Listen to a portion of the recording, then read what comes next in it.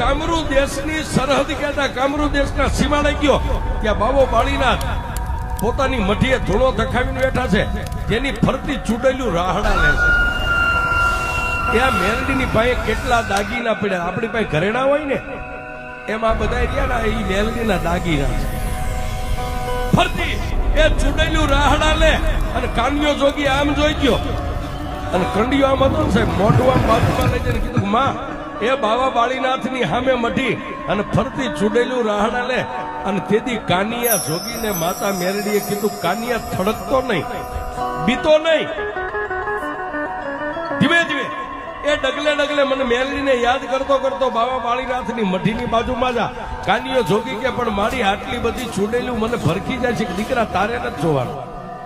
એ કાનિયા તને હજી મારી ભક્તિની ખબર છે, તને મારી શક્તિની ખબર નથી કે હું મેલડી કેવું. પણ એ કાનિયો જોગી બાબા બાળીનાથની મઢિયા નજીક હાવ પહોંચે, ચૂડેલું રાહડા રમતી એક બાજુ ઉભી રહી અને એક ચૂડેલ એટલું બોલી કે એ કાળા માથાના માનવી ક્યાંથી આવ્યો, ક્યાં જવું છે? કાનિયો જોગી કે મારું નામ કાનિયો જોગી છે, શિયાળા ગામથી આવું છું અને કામરૂ દેશ જોવા માટે નીકળ્યો છે. અને તેથી એ કાનિયા જોગીએ મારી મેલડીને કીધું કે મારી હવે ખરાખરીનો ખેલ છે.